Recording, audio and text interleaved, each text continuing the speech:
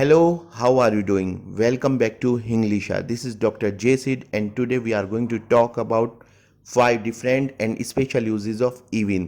मैं हूं doctor Sid और आज हम बात करने जा रहे हैं इवन के 5 बहुत ही स्पेशल यूजेस के बारे में और वो 5 स्पेशल यूजेस हम जल्दी ही डिटेल में समझने वाले हैं।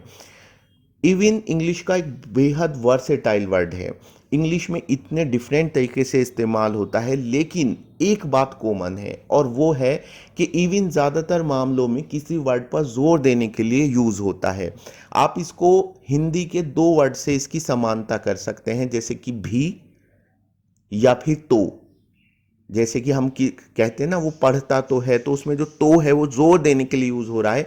इसी तरह इवन भी किसी वर्ड पर जोर देने के लिए यूज होता है। तो इवन के जो 5 स्पेशल यूजेस हैं जो हम आज स्टडी करने जा रहे हैं वो हैं even if, even though, even as, even when and even then, even so. Even when and even then को मैंने एक साथ रखा है क्योंकि इनके यूजेस लगभग एक जैसे हैं। तो स्टार्ट करते हैं इवन इफ से। इवन इफ, इसमें इफ वर्ड तो आ ही रहा है, तो इसके बारे में हम डिस्कस करेंगे। उससे पहले मैं आपको हिंदी में इसका इक्विवेलेंट बता देता हूं। इवन इफ को अगर आपको हिंदी में ट्रांसलेट करना है तो आप इसको कर सकते हैं अगर या भले ही, और फिर दूसरी क्लॉज में तो भी जोड़कर। पहली क्लॉज जो होगी यानी कि जो सबऑर्डिनेट क्लॉज होगी उसमें अगर या भले ही, और फिर जो प्रिंसिपल क्लॉज होगी उसमें तो भी यूज कर सकते हैं। एक्चुअली बात क्या है कि ये इफ वर्ड यहाँ पे इंपॉर्टेंट है और इवन इफ में जुड़कर इफ को मॉडिफाई कर रहा है, और मॉडिफाई भी इस तरह करता है कि ये इसका मतलब ही बदल देता है। तो चूंकि इफ के यूजेस से आप अच्छे से फेमिलियर हैं, परिचित हैं, मैंने आपको बता रखा है कि इफ के जो मेन 3 यूजेस हैं वो 3 टाइप के कंडीशनल में होते हैं, टाइप 1, टाइप 2, टाइप 3। इसके बारे में अलग से वीडियो है, आप वो देख सकते हैं। तो कंडीशनल सेंटेंसेस में जहां पर इफ होता है, इफ से पहले इवन जुड़कर उनका मीनिंग ही बदल देता है, और बदलता भी ऐसे है कि ठीक उल्टा कर देता है। यानी अगर ऐसा होगा तो भी ऐसा नहीं होगा, या अगर ऐसा नहीं होगा तो इसके बावजूद भी ऐसा ही होगा। तो इसका यूज तीनों तरह के कंडीशनल में होता है। तो कंडीशनल 1, अगर भले ही ऐसा होता है तो भी ऐसा नहीं होता है। कंडीशनल 2, अगर भले ही ऐसा हो जाए तो भी ऐसा नहीं होगा। और कंडीशनल 3, अगर या भले ही ऐसा होता तो भी ऐसा नहीं होता। तो मैं आपको एक एक एग्जाम्पल बता रहा हूं। अगर वो माफ़ी मांगता है तो भी जेम्स उसकी बदतमीजी को माफ़ नहीं करेगा। Even if he apologises James will not forgive him. तो ये कंडीशनल टाइप 1 का एग्जाम्पल है, लेकिन अब मॉडिफाइड है। अगर आप इसमें से इवन हटा दोगे तो इसका मतलब अलग हो जाएगा। अगर वो माफ़ी मांगता है तो जेम्स उसकी बदतमीजी को माफ़ करेगा, यह है सिंपल इफ। और अगर मैं इसमें इवन लगा दूं तो इसका मतलब उल्टा हो जाता है। अगर वो माफ़ी मांगता है तो भी जेम्स उसकी बदतमीजी को माफ़ नहीं करेगा। Even if he apologises James will not forgive him. Conditional 2, अगर मैं लॉटरी जीत भी जाऊं तो भी मेरे पास एक घर खरीदने के लिए पर्याप्त पैसे नहीं होंगे। Even if I won the lottery I would not have enough money two by a house. और कंडीशनल टाइप 3, अगर तुम मेरे साथ ना भी जाते तो भी मैं अकेला ही इस फिल्म को देखने चला जाता। Even if you had not gone with me I would have gone to watch this movie alone. तो आपने देखे कि किस तरह 3 टाइप के कंडीशनल में इसका यूज हो रहा है। स्पेशल नोट ये है कि कभी कभी इवन इफ भले ही के अर्थ में बहुत ज़्यादा जोर देने के लिए बिना कंडीशनल के भी यूज़ होता है। इसको आप ऐसे कह सकते हैं, भले ही या चाहे मुझे जेन पसंद नहीं, भले ही वो तुम्हारी बहन हो। I don't like Jane even if she is your sister. हालांकि जेन उसकी बहन है, हम ये बात जानते हैं, इसमें कोई कंडीशन नहीं है, लेकिन उसके बावजूद भी मैंने जोर देने के लिए, भले ही पर जोर देने के लिए यहाँ पर इवन इफ का यूज़ किया है। तो कोई हार्ड एंड फास्ट ऐसा रूल नहीं है, लेकिन फिर भी it's better to stick to rules. आइए अब आपको एक थोड़ा सा कंट्रास्ट बताता हूं। क्या आपने नोट किया कि इवन इफ लगने पर प्रिंसिपल क्लॉज का मतलब केवल इफ वाले सेंटेंस से ठीक उल्टा हो जाता है? कंट्रास्ट के लिए इन 2 सेंटेंसेस पर आप ध्यान दें। If I won the lottery I would have enough money two by a house. अगर मैं लॉटरी जीत जाऊं तो मेरे पास घर खरीदने के लिए पर्याप्त पैसे हो जाएंगे। सिंपल। पर अगर मैं इसमें इविन जोड़ दूंगा तो इसका मतलब होगा कि अगर मैं लॉटरी जीत भी जाऊं तो भी मेरे पास घर खरीदने के लिए पर्याप्त पैसे नहीं होंगे। Even if I won the lottery I would not have enough money two by a house. तो उम्मीद है आपने अच्छे से दोनों का डिस्टिंक्शन महसूस कर लिया होगा। अब आप सेंटेंसेस को समझ सकते हैं। तो अब हम अपनी अगली फ्रेज की तरफ चलते हैं। इवन दो, इसमें इसका मतलब हिंदी में जो निकलता है वो है हालांकि या भले ही, और फिर दूसरी क्लॉज में पर फिर भी। इवन दो का मतलब भी वही है जो इवन इफ का, लेकिन जहां इवन इफ का इस्तेमाल शर्त वाले वाक्यों में होता है वहीं इवन दो का यूज नॉन कंडीशनल सेंटेंसेस में होता है। हालांकि ऐसा है पर फिर भी ऐसा नहीं है। हालांकि ऐसा नहीं है पर फिर भी ऐसा है। यानी कि हालांकि जो क्लॉज होती है, जो मेन क्लॉज होती है, वो इसका ठीक उलट बताती है कि हालांकि ऐसा है पर फिर भी ऐसा नहीं है। हालांकि ऐसा नहीं है पर फिर भी ऐसा है। एग्जाम्पल से समझिए। हालांकि उसे पता था कि यह संभव नहीं, पर फिर भी इस ख्याल से उसका दिल खुश हो गया।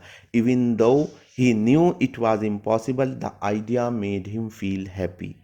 तो आपने देखा कि इवन दो का इस्तेमाल हम नॉन कंडीशनल सेंटेंसेस में भले ही पर फिर भी के सेंस में करते हैं। भले ही कह सकते हैं या हालांकि। एक और एग्जांपल समझिए। Even though he is my friend he sometimes back steps me. हालांकि वह मेरा दोस्त है पर फिर भी वह कभी कभी मेरी बुराई करता है। तो नेक्स्ट, इवन वेन। वेन आ रहा है तो इवन जब जोड़ेगा तो वेन को ही मॉडिफाई करेगा।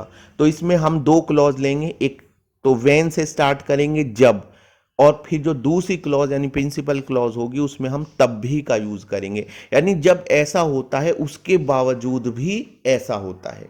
यानी कि प्रिंसिपल क्लॉज में मेन क्लॉज की बात का उल्टा किया जाएगा।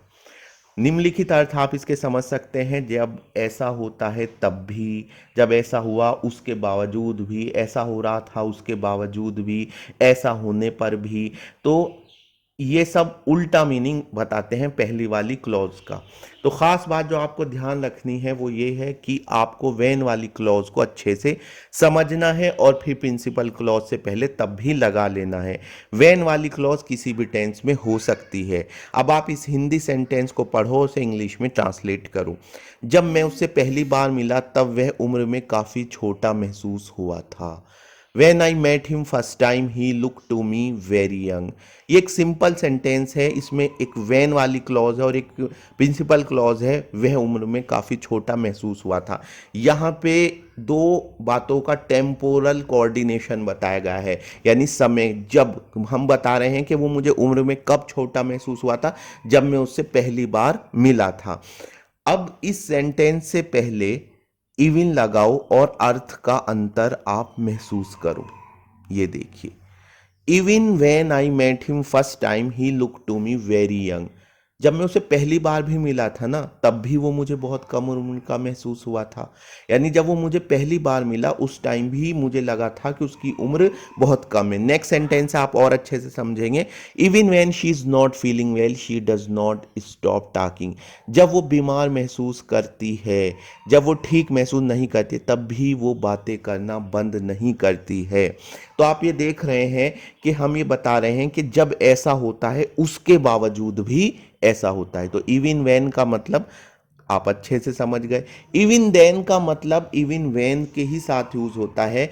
अगर हम चाहें तो इवन वेन वाली पूरी क्लॉज को इवन देन से रिप्लेस कर सकते हैं। जैसे कि पिछले जो स्लाइड थी, जो पिछला आपने देखा, उसमें आपने देखा कि even when she is not feeling well, इसको मैं चाहूं तो इवन देन से रिप्लेस करके ऐसे बोल सकता हूं, she does not stop talking even then. वो तब भी बात करना बंद नहीं करती। तो इसमें क्या है कि इवन देन जो है वो एक्चुअली इवन का वेन वाला कनेक्शन बताता है। अगर आपको इसमें ज़्यादा कंफ्यूज नहीं होना है तो आप बस इतना समझिए कि तब भी या उस समय भी। इवन देन का मतलब है उस टाइम भी, जब हम किसी एक पर्टिकुलर टाइम पर जोर देकर कहते उस टाइम भी ऐसा होता था या उस टाइम भी ऐसा नहीं होता था, उस टाइम भी ऐसा होता है, उस टाइम भी ऐसा नहीं होता है, तो इवन देन कहते हैं ऐसा होने पर भी, उस टाइम भी। तो एक सेंटेंस से आप समझेंगे, वह उस फोटो में 16 वर्ष से ज्यादा का नहीं होगा, पर तब भी कोयले की खदानों की काली खातों पर साफ दिखाई दे रही थी। He should not have been more than 16 year old in the photo, but even then the grime on the hands from coal mines was clearly visible. तो आपने देखा कि इवन देन का यहाँ मतलब है कि उस टाइम भी, उस समय भी। तो इवन एज पर चलते हैं।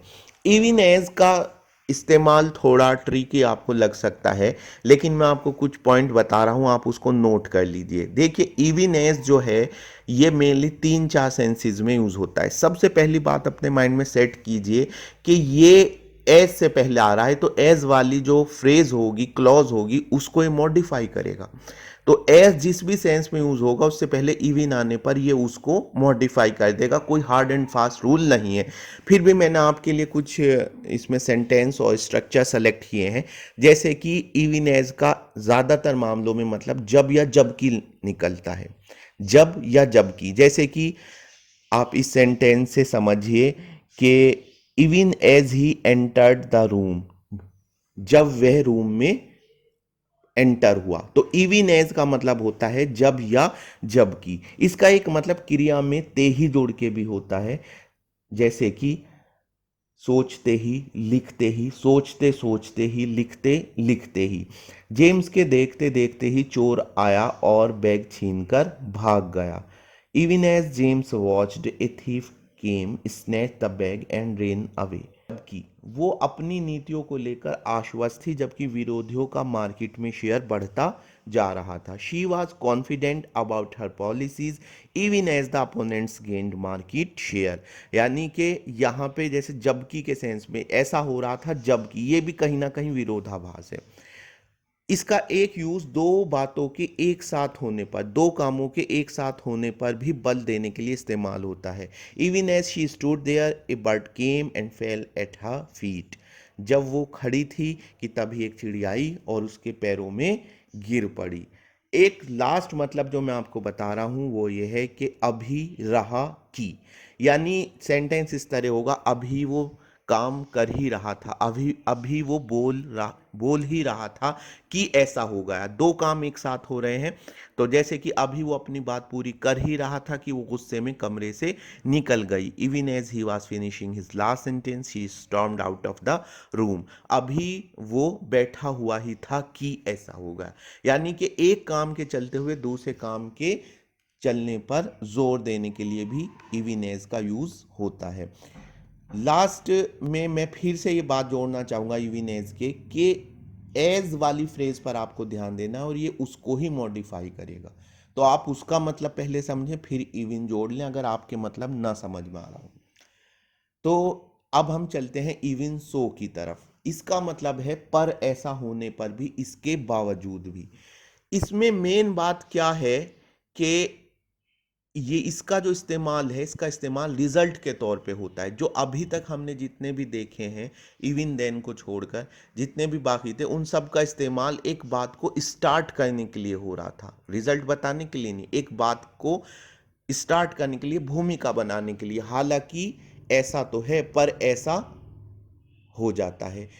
भले ही वो ऐसा है पर उसके बावजूद भी ऐसा है। लेकिन इवन सो में डिफरेंस ये है कि ये रिजल्ट बताता है कि ऐसा था पर ऐसा होने पर भी ऐसा था। तो इसके बावजूद भी, पर ऐसा होने पर भी, आप इवन सो को समझ सकते हैं। इससे किसी बात के अपोजिट रिजल्ट का पता चलता है। यानी हम एक बात कहेंगे और फिर इवन सो जोड़कर ये कह देंगे कि इसके बावजूद भी, पर ऐसा होने पर भी ऐसा हो गया। वो अपने कमरे के अंदर था और हीटर भी चालू था, पर फिर भी वो कांप रहा था। He was in his room with heater on, but even so he was Shivri. तो आपने देखा इवन सो का जो यूज़ है काफ़ी ईजी है। नेक्स्ट वीडियो में मैं आपको 9 बहुत ही अच्छे वर्सेटाइल वर्ड्स के बारे में बताने वाला हूँ। ऑल दो, in spite, despite, not with standing, albeit, nevertheless, nonetheless, all the same।